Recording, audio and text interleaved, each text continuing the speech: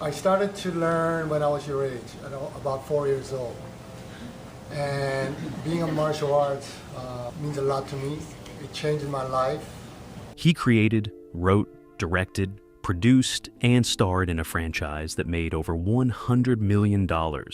He had legitimate taekwondo credentials that made other action stars look like amateurs. Hollywood executives called him the next Bruce Lee, the next Jackie Chan, the American answer to international martial arts cinema. Then, after just 4 films spanning 9 years, Philip Rhee disappeared from mainstream cinema completely.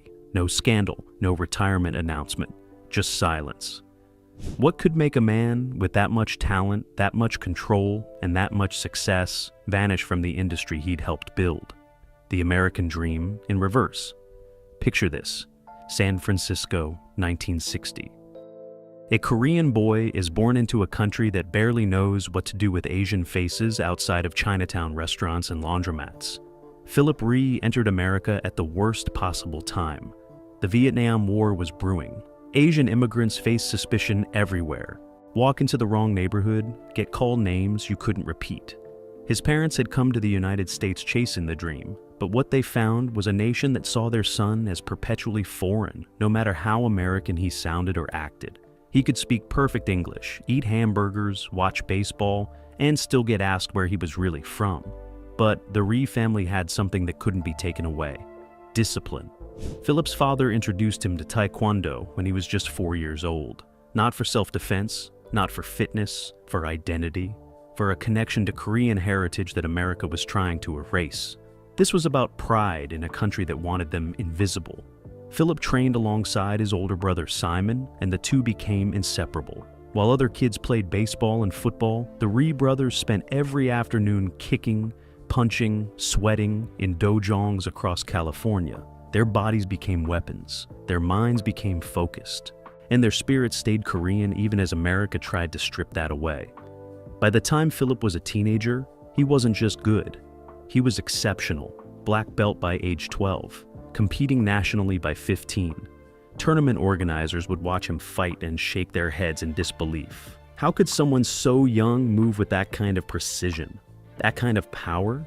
But here's where it gets interesting. Philip didn't just want to be a martial artist. He wanted to be an artist, period. He studied acting, took theater classes, watched every Bruce Lee film dozens of times, analyzing not just the fighting, but the screen presence, the charisma, the way Lee commanded attention without saying a word. Lee had proven something crucial. An Asian man could be a leading man, could be the hero, could make audiences worldwide forget about his race and just see a star. His brother Simon became one of Hollywood's top stunt coordinators, working on everything from action films to television shows. Philip followed him onto sets, learning the business from the inside: stunt work, fight choreography, the politics of who gets hired and why. He watched actors with zero martial arts skills get leading roles, while masters like himself got hired to make white stars look good in fight scenes. He'd spend hours teaching some actor basic punches, then watch that same actor's face on posters while his own name appeared nowhere. The lesson was clear and brutal. In Hollywood, authenticity mattered less than marketability. And in the 1980s, marketability meant looking like Sylvester Stallone or Arnold Schwarzenegger, not like Philip Rhee. Building the perfect fighter. Philip Rhee didn't just collect trophies, he demolished competition. By the mid-1980s, his credentials read like fiction. Multiple-time United States National Taekwondo champion, black belt in Taekwondo, Hapkido, and Tang Soo Do. He'd studied under grandmasters who'd trained soldiers, not soccer moms. Men who'd fought in wars and knew what real violence looked like. His kicks were measured in competitions at over 80 miles per hour, fast enough to break ribs through chest protectors, powerful enough to knock opponents unconscious with a single clean hit. Fighters feared him, instructors respected him. Hollywood ignored him completely, but Rhee understood something most martial artists didn't. Fighting skill wasn't enough. Bruce Lee had charisma and broke barriers by being undeniably magnetic. Jackie Chan had comedy and likability that made white audiences feel comfortable. Jean-Claude Van Damme had the splits and European mystique that felt exotic but not threatening. What did Philip Rhee have?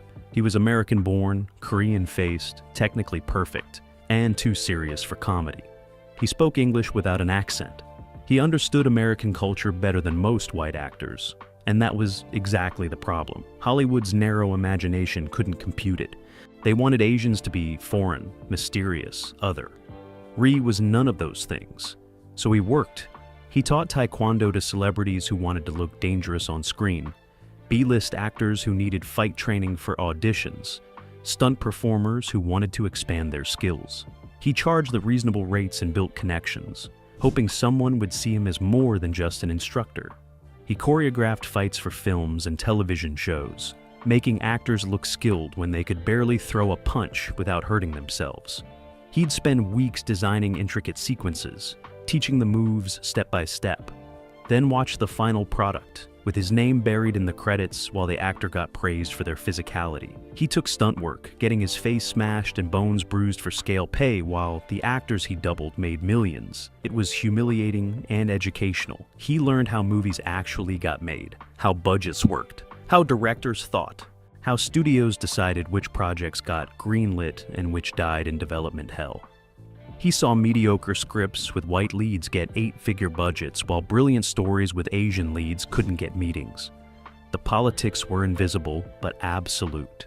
The stunt community knew Rhee was special. His brother Simon had opened doors, but Philip kicked them off the hinges with pure skill. Directors started requesting him specifically, not as an actor, as the guy who made their action scenes look legitimate, as the secret weapon who could turn a terrible fight into something believable. He worked on over 30 projects in the mid-1980s, building a reputation as someone who delivered, who didn't complain, who understood the collaborative nature of filmmaking.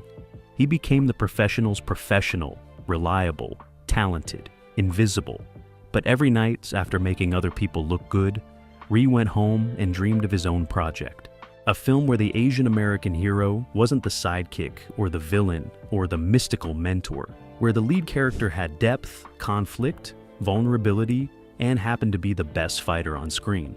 A story that mattered. He started writing, started developing characters and story arcs. And then, in 1987, he met the producers who would change his life forever. Best of the best changes. Everything producers. Philip Rhee, no relation, and Bob Radler were developing a martial arts film with a twist. It wouldn't be about street fights or tournaments for revenge. It would be about national pride, personal redemption, and the cost of violence. They needed actors who could actually fight. Someone gave them Philip Rhee's name. The audition was supposed to be routine. Rhee walked in, demonstrated some techniques, read a few lines. But something happened that day. The producers saw what Hollywood had been missing. Here was a martial artist who could act, who had screen presence, who could carry emotional weight and then destroy opponents with legitimate technique. They offered him the lead role of Tommy Lee, a Korean-American Taekwondo fighter chosen to represent the United States against Korea in an international competition. But Rhee wanted more than just an acting job. He'd watched too many martial arts films fail because the people making them didn't understand the culture, the discipline, the philosophy behind the fighting. He negotiated for creative control. He rewrote his character, adding layers that the original script lacked. He worked with the fight choreographers, designing sequences that showcased real Taekwondo, not Hong Kong wire work or karate movie cliches. Best of the Best hit theaters in November 1989. The budget was modest, around $3 million. Nobody expected much. Sports competition films rarely succeeded. Martial arts movies were considered niche, and the cast was filled with unknowns. Eric Roberts had some recognition, but Philip Rhee, James Earl Jones, and Chris Penn were not box office draws. The film made over $12 million domestically. For a $3 million martial arts film with no major stars, that was massive. But the numbers don't tell the full story. Best of the Best connected with audiences in a way few martial arts films had. It wasn't about revenge. It was about athletes pushing themselves to their limits, dealing with trauma, learning respect for opponents. The final fight between Rhee's Tommy Lee and the Korean champion ended not with a knockout, but with an embrace. Audiences weren't used to that. They were used to blood and triumph. This was something else. This was human. Critics noticed. Roger Ebert didn't review it, but smaller publications praised the film's emotional depth and authentic martial arts. The VHS rental market exploded. Best of the Best became one of the top-rented action films of 1990. Suddenly, studios were paying attention to Philip Rhee. But here's the kicker. They didn't see him as a leading man. They saw him as a reliable supporting player, the Asian sidekick who could fight, the model minority who could make white leads look good. Rhee refused every single offer. He'd tasted creative control, and he wasn't going back to being someone's stunt double with a few lines. If Hollywood wouldn't give him what he deserved, he'd make his own path. And that decision would define everything that followed. The peak nobody remembers. 1993. Best of the Best 2. The undefeated hit screens, and Philip Rhee wasn't just starring. He was directing, producing, and writing. At 33 years old, he had more control over a major film release than most directors twice his age. The film followed Tommy Lee and Alex Grady, played by Eric Roberts, as they investigated underground fighting rings where fighters died for entertainment. Darker, grittier, more violent than the original, the studio, Fox, gave him creative freedom, but also a warning. Make it commercial, make it exciting. Don't get too philosophical. Rhee delivered. The fight scenes were brutal and realistic. The stakes felt real. And at the center was Rhee's Tommy Lee, now a fully realized character dealing with guilt, trauma, and the responsibility of using violence. Best of the Best 2 made over $25 million. On a $5 million budget, that's a home run. The direct-to-video market exploded even bigger than the first film. International sales went through the roof. In South Korea, the film broke records. Here was a Korean-American actor representing their culture authentically, fighting not as a stereotype, but as a complex, three-dimensional character. 2 years later, Best of the Best 3, No Turning Back arrived, 1995. Rhee again directed, starred, and produced. This time in destined, the story shifted. Tommy Lee confronts the white supremacist group, terrorizing a small town. The film tackled racism head-on. No subtlety, no dancing around the issue. Rhee put a Korean-American hero against neo-Nazis and didn't flinch. The film made less money than the second, around $15 million, but it solidified something crucial. Philip Rhee had created a franchise. 3 films in 6 years, each profitable, each showcasing legitimate martial arts, each with a clear moral center. He'd done what few Asian American actors had ever accomplished. Built a brand based on his own vision, his own skills, his own creative control. But here's what Hollywood saw. A niche performer making modest profits in a dying genre. Martial arts films were fading. The mid-1990s belonged to big-budget action spectacles. True Lies, Die Hard with a Vengeance.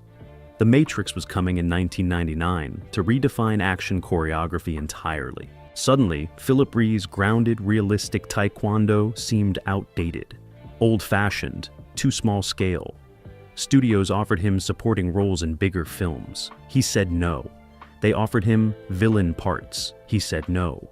They offered him the wise Asian mentor who dies halfway through to motivate the white hero. He said no to everything.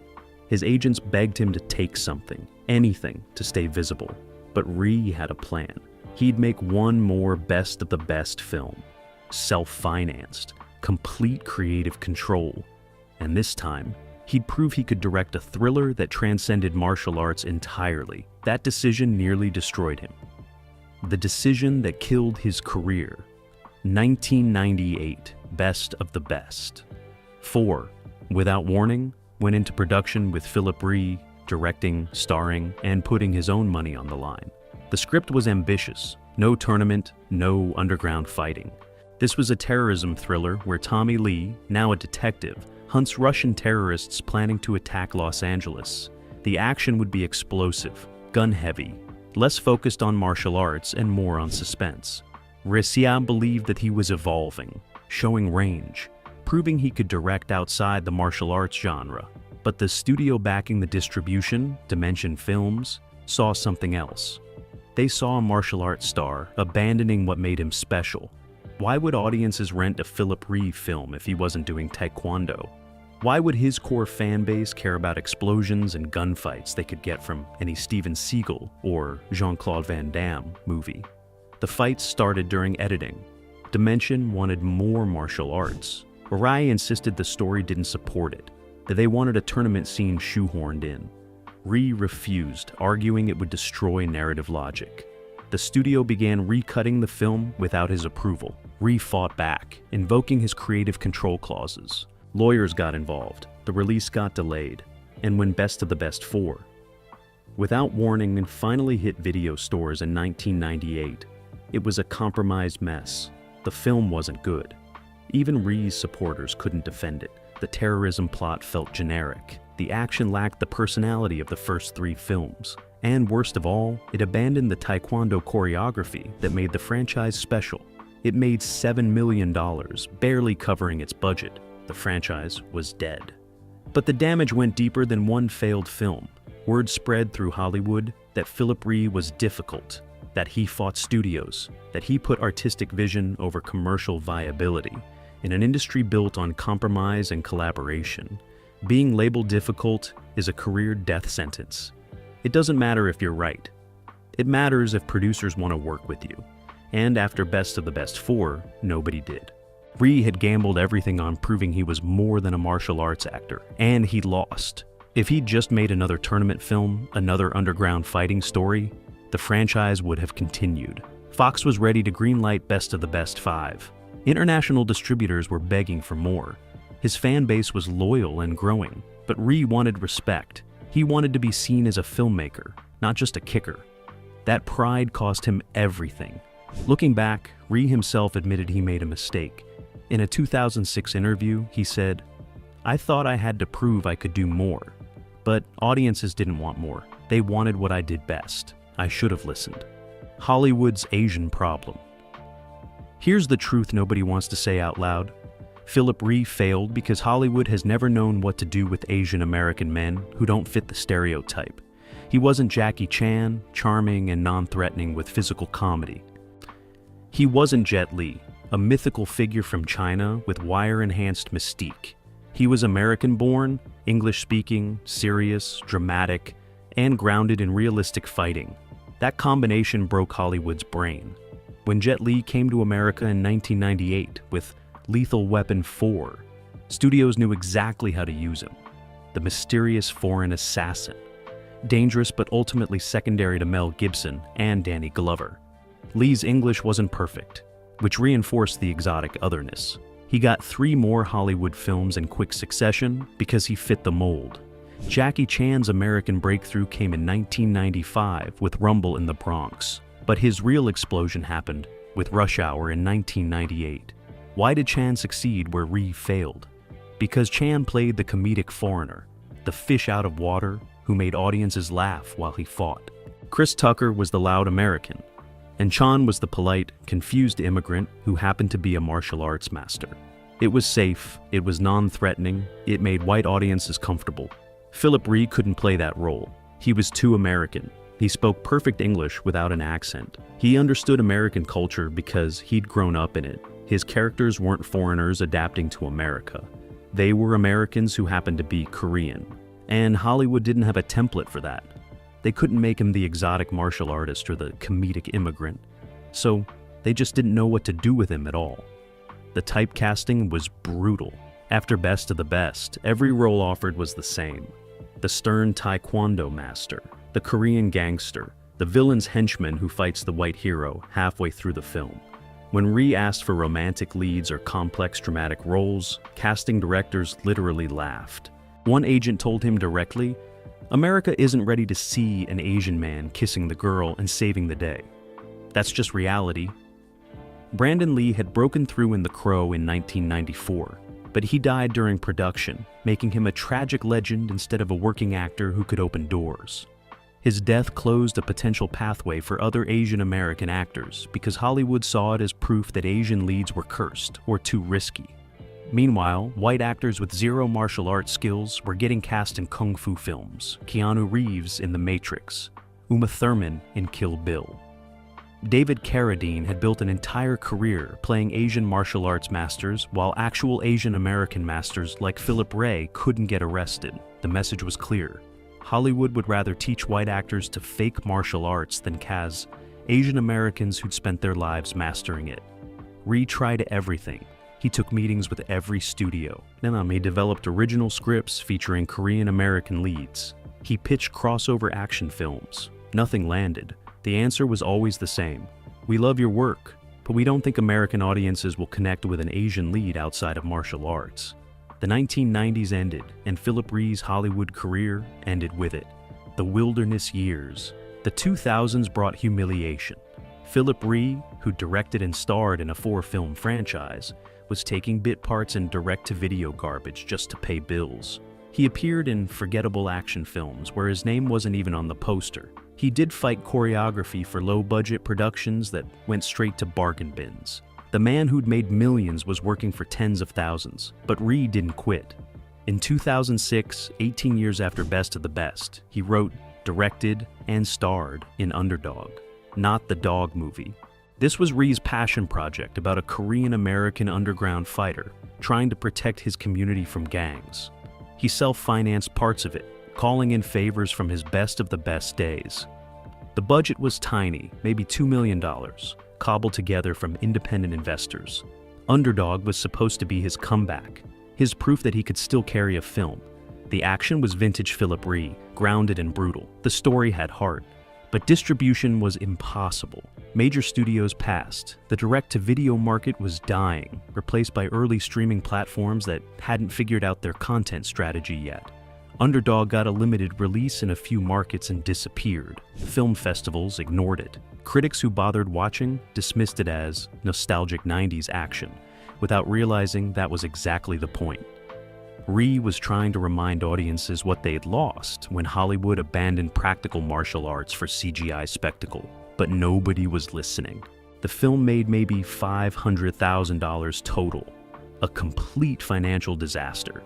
Friends from the industry remember Rhee during this period as quietly devastated. He'd given everything to Underdog, and the world had shrugged.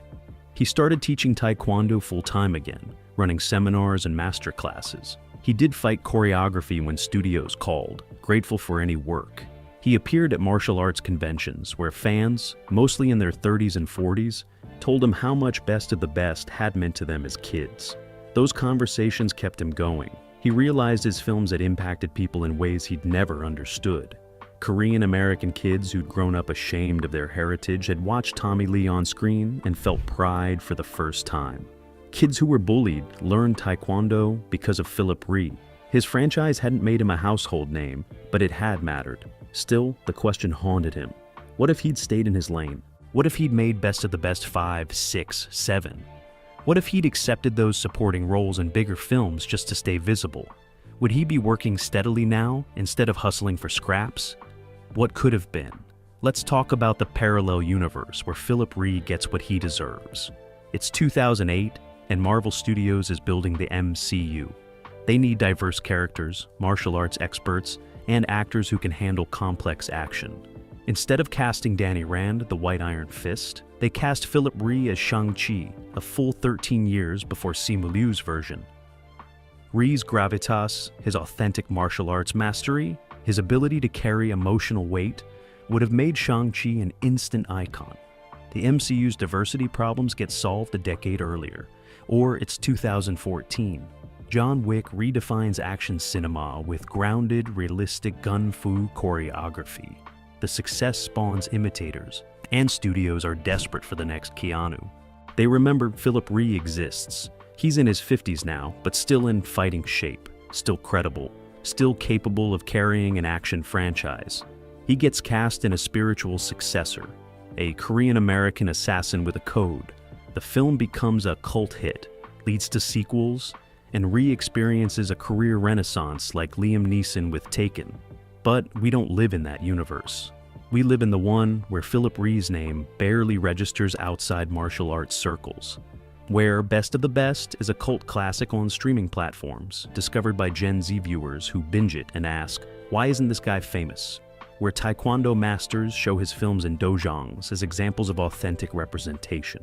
Recently, there's been movement. Podcasts dedicated to 80s and 90s action films have rediscovered Rhee. Interviews from 2020 onward show a man at peace with his career, grateful for what he accomplished, no longer bitter about what could have been. He's back teaching, mentoring the next generation of martial artists and stunt performers. He's involved in small projects, mostly documentaries about Taekwondo's influence on cinema. And there's whispers. Streaming platforms hungry for content are reconsidering older franchises. Best of the Best has found new audiences. The themes of the films, respect, discipline, confronting prejudice, feel more relevant now than ever. Could there be a Best of the Best 5? Could Philip Rhee, now in his 60s, return as Master Tommy Lee, training a new generation? The answer is maybe, but only if Hollywood finally understands what it threw away. Philip Rhee didn't fail because he lacked talent. He failed because he was born at the wrong time to the wrong industry. He demanded creative control when studios wanted submission. He refused to play stereotypes when Hollywood only understood stereotypes. He bet on himself when the odds were rigged against anyone who looked like him. That's not a cautionary tale. That's a warrior who fought a rigged system and refused to surrender his dignity. The franchise he built still stands. The impact he made still echoes. Hollywood deleted Philip Rhee from mainstream cinema, but they couldn't delete what he proved was possible. If this story opened your eyes to a legend you never knew existed, smash that like button and subscribe. We're bringing forgotten warriors back into the light. Drop a comment telling us which disappeared action star deserves the spotlight next. The truth is always more shocking than the rumors.